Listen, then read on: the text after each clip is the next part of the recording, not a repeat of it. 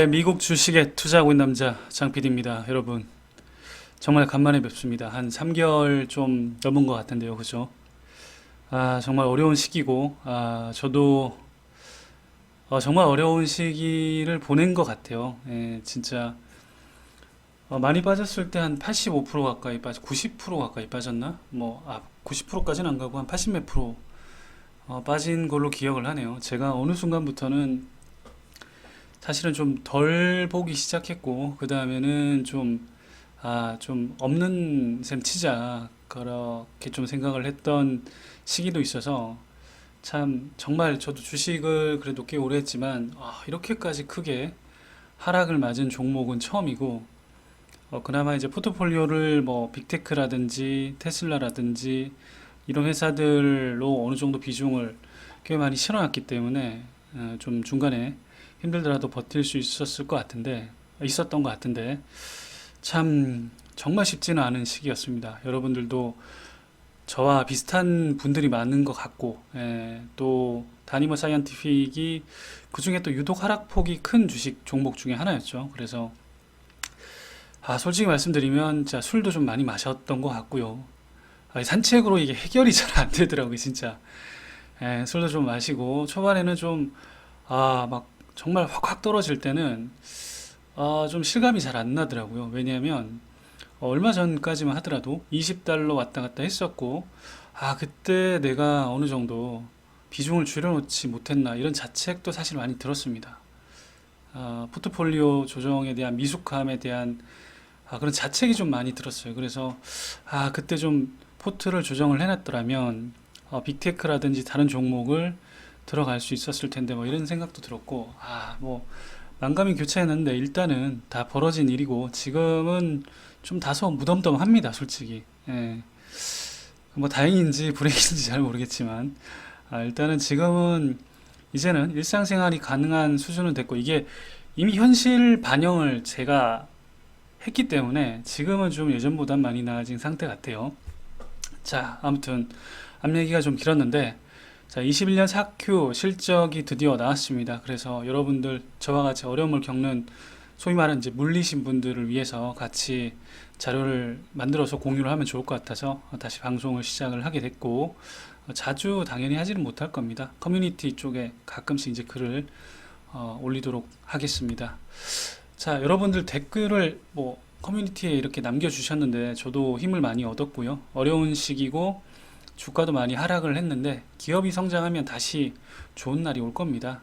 단기간에 오지는 않을 것 같아요. 제가 재무상태표, 그다음 인컴 스테이트먼트 이런 걸 다 봤는데 단기간에 뭐 확 오르진 못할 것 같아요. 하지만 이제 연말, 내년 이렇게 되면 매출이 성장하고 이 회사의 수익권이 가까워지면 질수록 주가는 거기에 따라간다는 생각을 가지고 저도 어느 정도까지는 계속 기다려 볼 생각입니다. 만약에 제가 이제 포지션이 변경이 되면 여러분들께 미리 좀 말씀을 드리거나 혹은 그걸 한 뒤에 바로 말씀을 드리도록 할게요. 자, 제가 작년에 말씀드린 것처럼 저도 이제 QQQ나 QLD 지수 위주로 최근엔 좀 투자를 하고 있고, 다니머는 아직 그대로 보유를 하고 있습니다. 그래서 보시면 어제 좀 많이 올라서, 어제 그래도 한 20% 가까이 올라서 그래도 이제 손실폭이 조금 줄어들었고요. 자, 6만 8천 달러 정도 있던 게 16,000 정도밖에 안 되네요, 이제는. 정말 많이 줄었습니다. 이런 숫자를 전 진짜 본 적이 없습니다, 이제까지. 예. 아무튼 그렇게 됐고, 오픈도 뭐 후보 TV도 보유를 지금 하고 있습니다. 여기도 뭐 난리가 똑같이 났습니다. 여기도 똑같이 난리가 났고, 소파이 같은 경우는 제가 좋아하는 회사, 지금도 이제 괜찮은 회사라고 충분히 생각을 하고 있는데, 은행 헌장 그때 차터 승인이 났을 때 그나마 그때 상승을 해서 요거는 그나마 이제 매도를 할 수 있겠다 생각이 들어서 그때 손실이 조금 났습니다. 저는 이제 소파이 같은 경우 워낙 좀 낮은 가격대 샀기 때문에 그래서 그거는 이제 매도를 하고, 빅테크 테슬라도 굉장히 많이 떨어져서 제 1순위 회사는 역시 테슬라입니다. 지금도 500주 가까이는 가지고 있고요.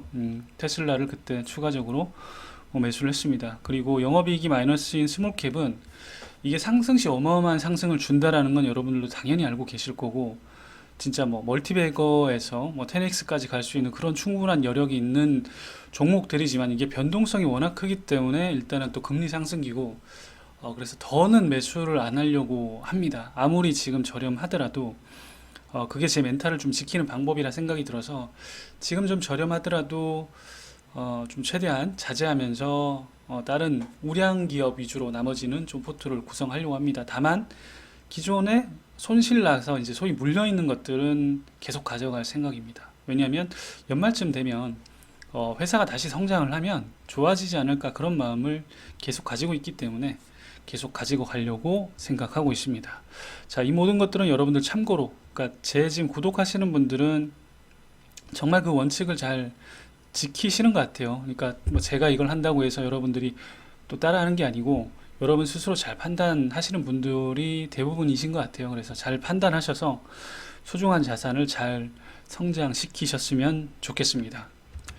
그럼 시작을 해볼게요. 예, 일단 전략적 우선순위라고 6개 정도를 나열을 했는데 하나하나 이제 살펴보면 자, 첫 번째는 캐파를 늘려서 스케일을 확보를 하겠다라고 하는데 그 방법은 내부 생산 능력을 향상을 시키거나 아니면 타사하고 협업을 해서 라이센스 등을 뭐 판매를 한다라든지 자, 이런 식으로 스케일을 확보를 하겠다라고 했습니다.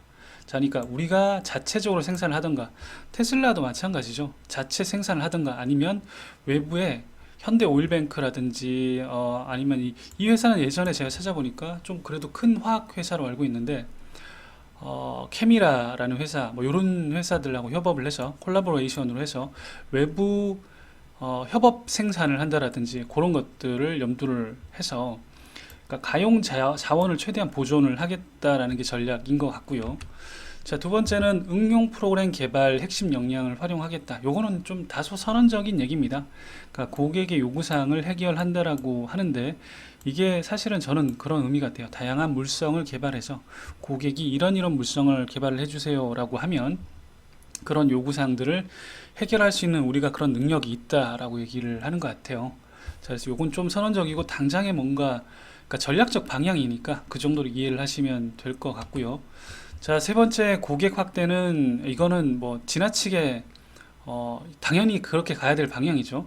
그래서 보시면 계속 협상을 하면서 고객 파트너십하고 제품 볼륨을 확대를 하겠다. 그리고 뭐 이 얘기는 계속 나왔습니다. 제가 볼 때 한 세 번째 똑같은 얘기가 나오는 것 같은데 좀 몇몇 흥미로운 논의가 진행 중이다. 이건 사실 3분기에도 똑같은 얘기가 나왔습니다. 예. 그리고 네 번째는 효율적으로 비용 관리를 하겠다. 예, 요거도 기업은 당연히 그렇게 가야 되니까. 그래서 지금 보시면 그 카놀라유 말고 다른 대체 원료도 계속해서 탐색을 하고 있다. 뭐 그런 얘기를 하는 겁니다. 자, 그 다음에 다섯 번째는 단위 경제성. 그러니까 그 단위가 점점 커져야 결국은 수익이 나는 거니까 그런 것들을 확보해서 수익성을 향상시키겠다. 그러니까 지금 얘기들은 당연히 회사가 가야 될 방향을 선언적으로 얘기를 하는 거니까 그 노버머 인수 후에 그러니까 리노버 생산량을 늘려서 마진을 향상시키기 위해서 그러니까 이런 것들을 통해서 유리한 단위 경제성을 달성하겠다. 뭐 그런 얘기입니다. 여섯 번째는 요거 위에 제가 지우지 못했네요.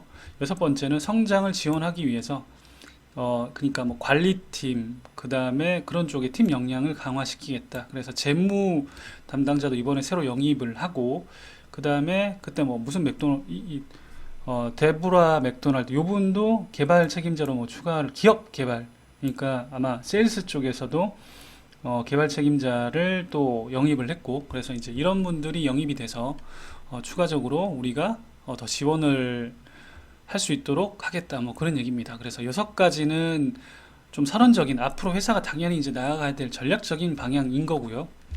우리가 이제 당연히 더 눈여겨봐야 될 건 올해 이제 어떻게 할 거냐. 그러니까 올해가 사실 지금 당장은 제일 중요하죠. 예, 그래서 올해 진행된 것들을 좀 살펴보면 일단은 켄터키의 공장이 지금 계속 지어지고 있죠. 그래서 지금 프로그레스를 보면 이렇게 거의 다 외판은 거의 다 지어졌습니다. 외판은 거의 다 지어졌고 그래서 자 켄터키 시설부터 좀 얘기를 해보면 일단은 22년에 노닥스 생산을 실질적으로 확장할 수 있는 좋은 위치에 우리가 있다라고 얘기를 했습니다. 그리고 1단계는 해가 거듭될수록 생산 수준을 높이는데 상당한 진전을 이뤘다. 자, 여러분들 뒤에 제가 표에서 한번 설명드리겠지만 지금 1단계는 예, 그쵸. 한 2천만 파운드 정도를 생산을 할 수 있습니다. 예, 2천만 파운드를 생산을 할 수 있는데 이게 지금 1단계고요.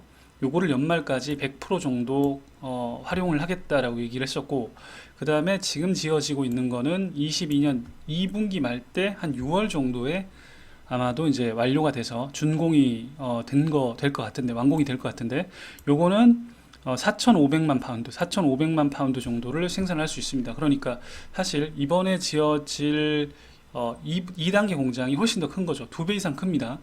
자, 그래서 이게 지금 일단은 그쪽도 하고 있는데, 자, 12월 상반, 그러니까 1단계가 일단 중요하니까 12월 상반기에 1단계 운영을 전체 용량으로, 그러니까 전체 가용 용량 100%로 테스트한다는 목표는 달성했다라고 합니다. 그러니까 100%로 한번 돌리는 걸 테스트를 했고, 그 목표를 일단 달성을 했고, 12월 하반기 때 뭐 작은 화재가 발생했으나 영향은 크게 미치지 않았다라고 하고요. 자, 지금 이 부분이 굉장히 중요합니다. 12월과 2월에 공장을 거의 최대 가동률로 시험 테스트를 한 결과 우리는 이제 공장을 풀 가동할 수 있게 되었습니다. 그러니까 이제 공장을 드디어 풀 가동을 할 수 있게 된 상태로 보여집니다. 이걸 CEO가 이제 얘기를 했습니다. 컨콜 때 CEO가 얘기를 했고요. 최근 작업에 따르면 2022년 어느 시점에는 이 명판 용량이라는 게 있습니다.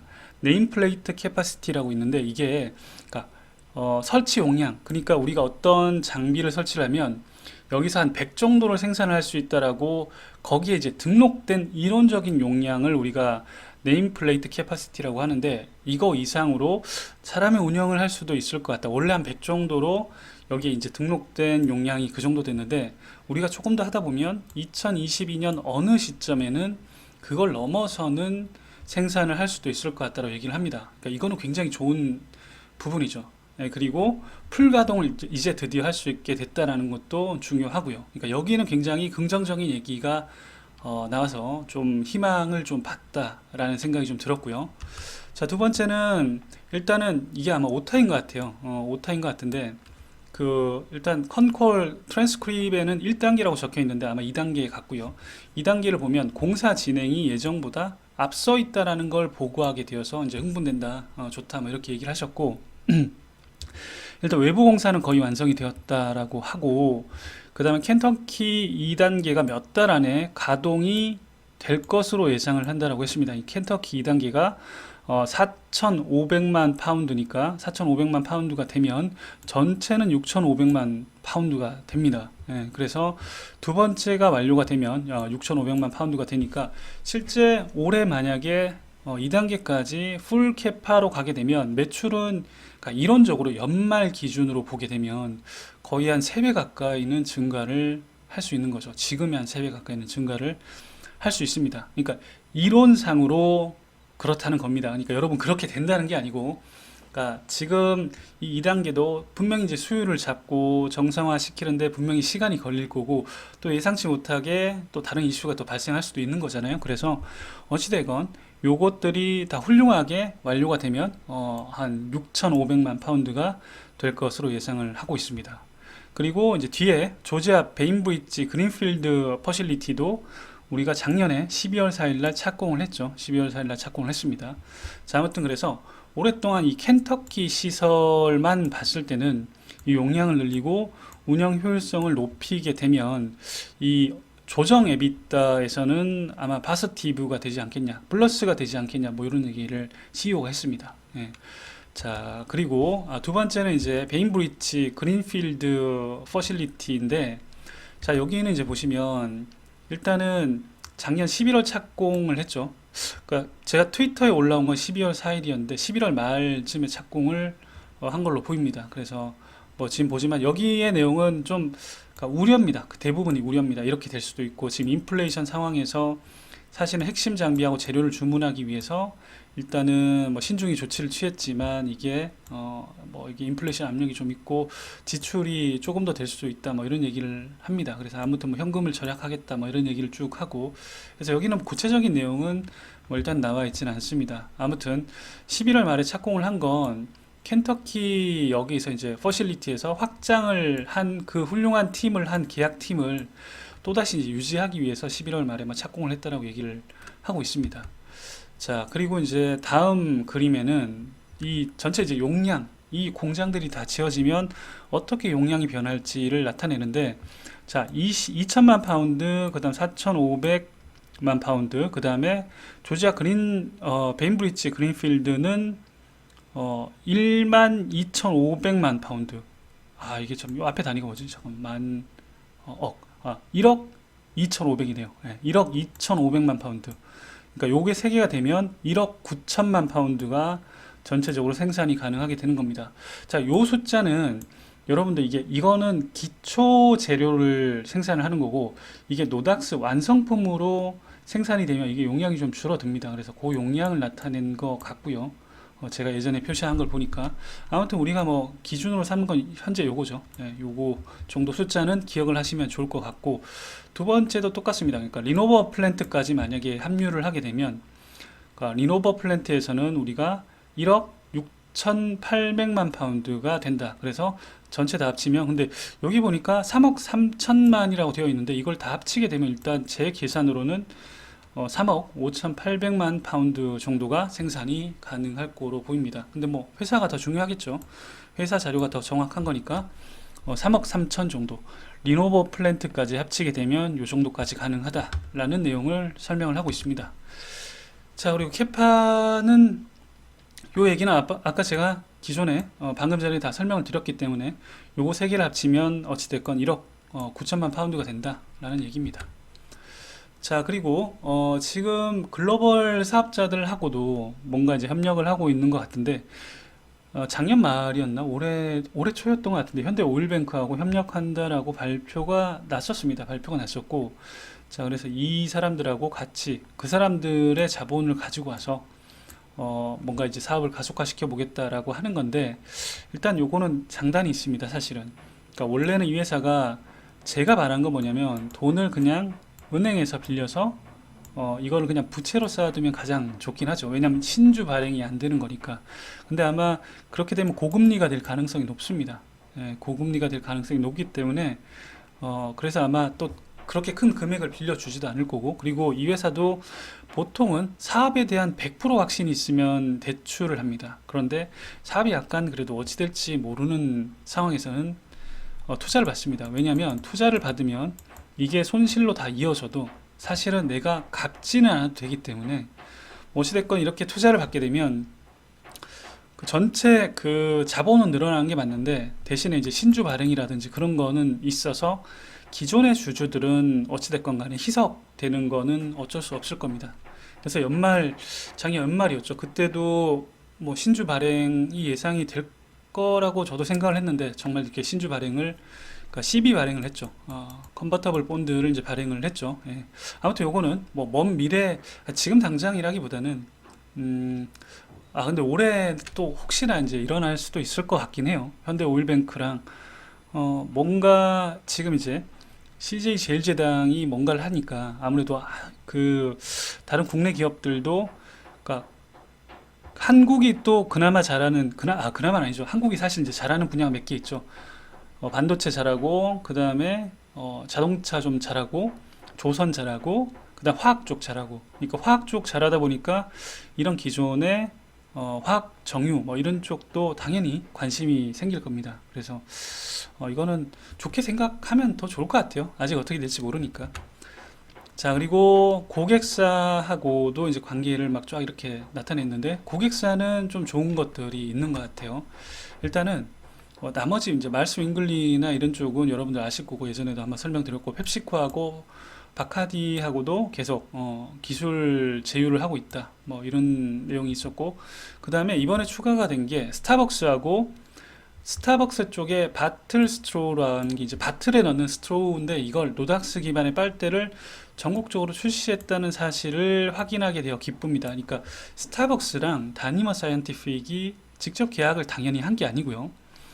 다니머 사이언티픽은 주로 이 뭐 페이드라든지 아니면 어스펙트 뭐 이런 회사들에 이제 납품을 하는 거고 그 회사들이 완성품을 만들어서 그다음 이렇게 이제 공급을 해주는 거겠죠. 그래서 이제 자기가 이제 자기네 제품들이 스타벅스 쪽에도 출시되었다는 사실을 확인하게 되어서 기쁘다 뭐 이렇게 얘기를 한 거죠. 그래서 이거는 제가 볼 때는 굉장히 좋은 것 같아요. 왜냐하면 스타벅스는 어찌됐건 월드와이드 기업이고 굉장히 우리에게 어떤 상징적인 회사잖아요. 그러니까 어떻게 보면 이 식음료 업계에서는 정말 이제 완전히 크고 그 참 로열티 좋고 이런 기업이니까 저는 이거는 굉장히 긍정적으로 평가를 합니다. 그리고 이제 뒤에 보시면 뭐 다양한 이제 윙컵이나 이런 쪽에서도 탁에 대해서 그러니까 이 타겟 쪽에서 이제 윙컵을 통해서 이런 빨대를 판매를 하기 시작했고 그 다음에 보시면 뒤에 있네요. 여기 보시면 뭐 CVS, 월마트 그 다음에 어디 있었지?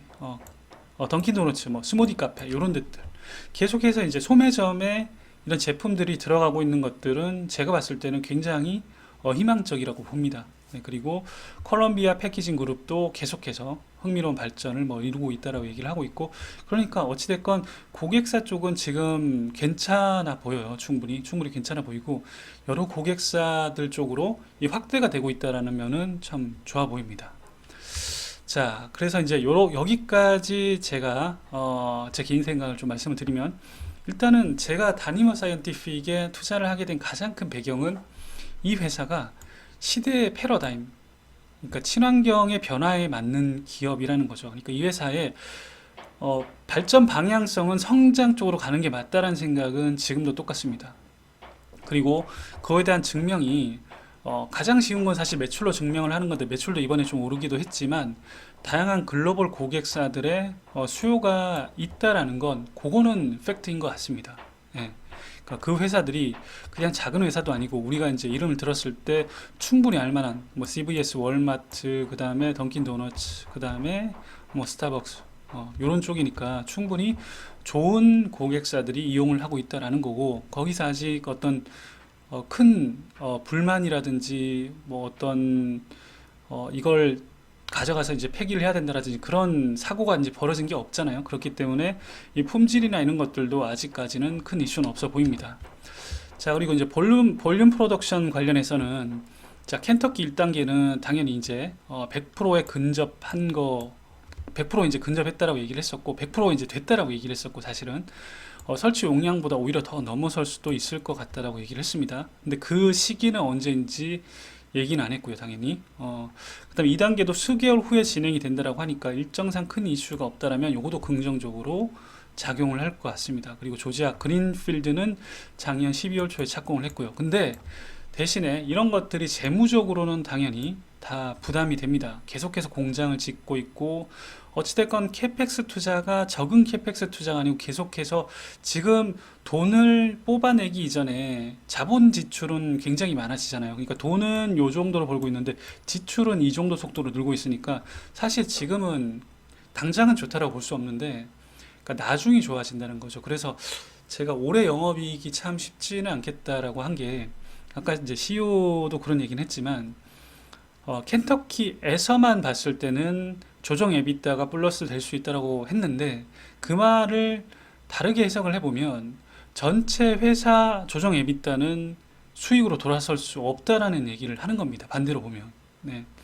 물론 어떻게 될지 모르겠지만 자, 다만 이제 이 모든 것들이 이렇게 잘 순차적으로 잘 될 건지는 지금 얘기를 한 건 CEO의 얘기고 증명은 분기 실적이나 컨콜에서 또 이제 그분이 계속 얘기를 해줘야겠죠.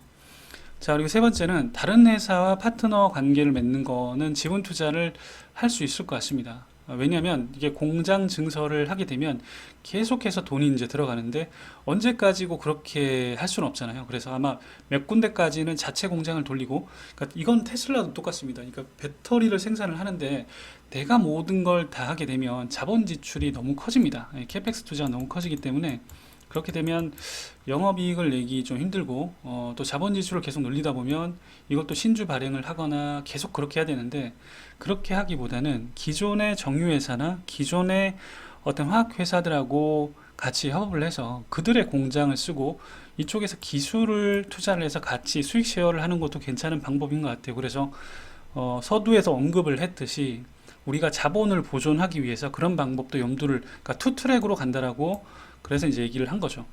그리고 스타벅스, 타겟, 월마트, 던킨도너츠 등 우리가 이제 알만한 회사가 점점 생분해 플라스틱, 그것도 다니머 사이언티픽의 제품을 쓴다라는 것은 굉장히 고무적인 거라고 생각을 합니다. 하지만 다시 한번 말씀드리지만 지금은 재무 관점에서는 아직도 증명해야 될 것들이 굉장히 많습니다.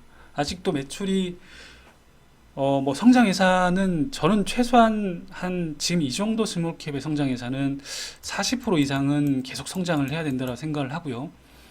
뭐 AWS나 이제 아마존 AWS, 뭐 마이크로소프트 애저, 테슬라 대부분 다 이제 뭐 고성장이잖아요. 그렇게 거대한 기업임에도 불구하고 40에서 50% 이상 또 성장을 하는 테슬라도 있고, 자 그러다 보니까 이 지금 스몰캡의 다른 건 몰라도 성장률은 제가 봤을 때는 50% 이상은 돼야 좀 메리트가 있지 않나 그런 생각을 하고, 왜냐하면 더더욱 이제 돈을 아직까지 못 벌고 있기 때문에 빨리 규모의 경제에 다다를 만한 매출을 성장을 이뤄야 되는 게 맞습니다. 이 회사는 사실은. 네. 자, 영업이익은 뭐 아까도 이제 말씀드린 것처럼 올해는 좀 쉽지 않을 거라고 생각이 듭니다. 그러니까 조정 에비타도 올해는 좀 쉽지 않을 것 같아요. 사실은 저는. 그래서 그런 면으로 봤을 때는 주가가 어느 정도까지는 올라가겠지만 막 진짜 폭발적으로 테슬라처럼 올라갈 단계는 아닌 것 같다.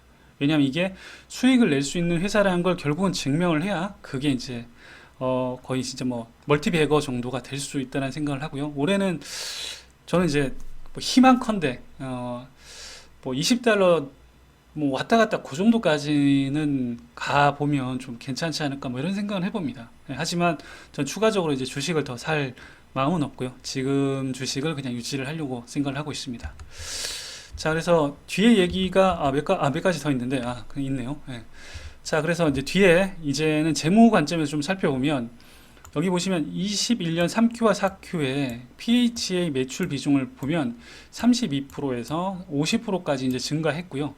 전체 이제 풀이어로 보게 되면 21년에 PHA 기반이 10%, 원래 이제 20년에 10%였다가 21년에는 36%까지 많이 들었습니다. 그리고 4Q만 봤을 때는 50%까지 이제 올라왔고요. 그러니까 이제 PHA가 결국은 단가가 훨씬 좋기 때문에 PHA로 이제 많이 전환이 되면 될수록 이 포션이 높아지면 질수록 매출은 더 증가하겠죠.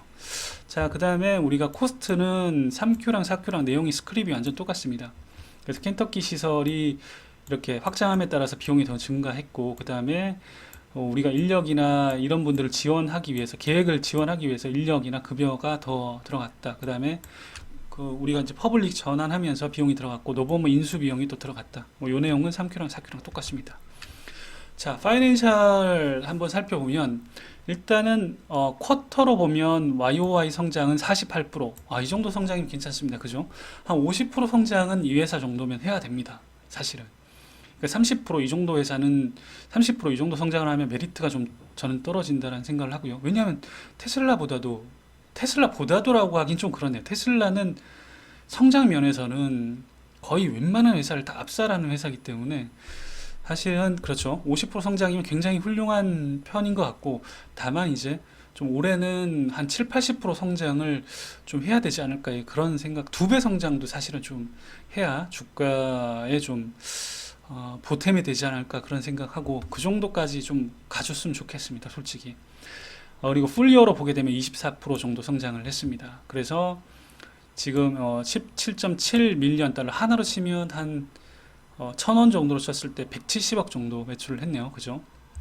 자, 근데 어찌됐건 간에 그로스 프로핏은 매출 원가가 거의 이 정도 수준입니다. 아직까지 공장 뭐 짓고 들어가는 돈 대비해서 생산량은 그렇게 크지 않기 때문에 일단은 그로스 마진 자체는 거의 없습니다. 거의 없어서 지금 순손실이 거의 이만큼, 순손실이 이게 조정 에비타가 이만큼 순손실 더 큰 거죠, 사실은. 네.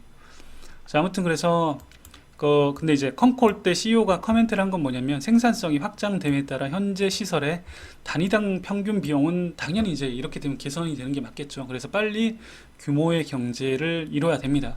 예, 어찌됐건 간에. 그리고 포워드로 이렇게 쭉 얘기를 해줬는데 요건 좀 선언적인 얘기가 많아서 일단은 뭐 아직까지 성장이 초기 단계다. 그리고 게임을 판도를 바꾸는 이런 패키징 쪽에 생분해 쪽에 이 생분해 쪽이 대안이니까 이런 거에 대한 전 세계적인 수요가 계속 증가하고 있다. 그리고 고객은 지속 가능성에 대한 장기적인 의지를 가지고 있는데 그게 전 세계 최대 브랜드들이다. 뭐 이런 얘기를 했습니다. 그리고 2022년 CFO가 전망을 했는데 어떤 얘기를 하셨냐면 뭐 스티브 CEO가 언급을 했듯이 확장된 시설에서는 조정 에비타가 그러니까 켄터키 시설에서는 조정 에비타가 플러스로 전환될 수 있을 거라 예상을 한다. 근데 이것도 사실 주가에는 좀 도움이 되는 건 사실입니다.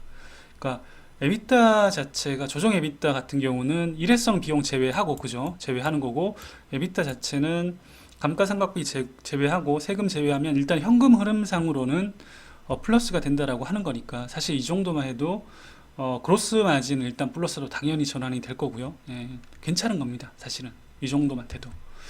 자, 그 다음에 이제 컨콜 때 나온 질문들 질문들 중에 일부 제가 뭐 조금 좀 의미가 모호한 것들 제가 이해 안 간 것들은 좀 뺐고요. 나머지는 제가 좀 이렇게 좀 옮겨서 봤습니다. 그래서 원자재 인플레이션 비용이 증가하지 않냐. 그래서 뭐 파운드당 0.1 정도 높아졌지만 이 말의 의미를 제가 정확히 모르겠습니다. 지금은 그거를 제거했으며 계획대로 되어야 한다고 생각합니다. 그래서 뭐 제가 그냥 의역을 좀 해보자면 원래 이제 그 선계약을 다 하잖아요. 우리가 이제 선계약을 다 하기 때문에 뭐 옵션 계약처럼 선계약을 다 하겠죠. 올라질 걸 대비를 해서 그렇기 때문에 이제 해지가 이미 되어 있다 이런 의미인 것 같기도 하고요. 그다음에 이제 올해는 어떻게 되는지 한번 물어보니까 일단 계속 성장할 것으로 예상은 하고 있는데 고객 타이밍 문제가 있다라고 얘기를 합니다. 이게 무슨 말이냐면 이게 어찌됐건 생산을 하게 되면 이거는 현물 시장에서 판매할 수 있는 상품이 아니다라는 말은 무슨 말이냐면 엔드 고객사에 갈 수 있는 그런 포장재, 패키징재는 아니고 단위머가 뭐 어스펙트나 아니면 그 콜롬비아 패키징 그룹이나 아니면 뭐 그 어디였죠? 그런 이제 그런 1차 고객사들한테 납품을 하는 건 일단은 그 원료를 납품을 하는 거기 때문에 pH의 원료를 그러니까 pHA를 납품을 하는 거기 때문에 그게 이제 고객 제품으로 출시하고 전환되는 일정에 따라서 이제 조금 달라질 수 있다 그런 얘기를 하는 것 같습니다. 그리고 현대 오일뱅크하고 협업은 보시면 뭐 일단은 한국하고 기타 아시아 지역의 상업 고객에게 노닥스를 제공하는 데 집중을 하겠다. 그리고 뭐 아시아의 수요를 충족할 수 있는 강력한 기회를 얻을 수 있을 것 같고 그렇게 되길 희망한다라고 했고 여기 보시면 이번 파트너십 하에 아시아의 생산 시설을 구축하는 것을 포함해서 모든 형태의 잠재적 투자 협력 및 공동 프로젝트가 고려될 예정이다라고 얘기를 합니다. 그러니까 굉장히 생각보다는 양 회사 간의 얘기를 좀 한 것 같아요. 그리고 향후 이에 대한 추가 업데이트를 제공할 예정이라고 합니다. 자, 그래서 여기까지 이제 어닝 자료하고 그 다음에 콘콜 스크립트를 제가 이제 해석할 수 있는 데까지 좀 해석을 해서 이제 공유를 해드렸고 아무튼 뭐 여러분들 진짜 정말 어려운 시간이지만 저도 물론 그렇고 이 자료가 좀 도움이 됐으면 좋겠고요.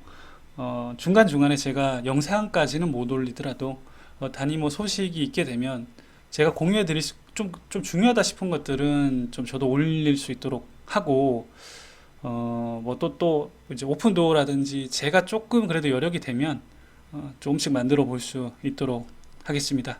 자, 긴 얘기 또 주셔서 감사하고 오늘도 여러분들의 투자 건승을 기원하겠습니다. 감사합니다.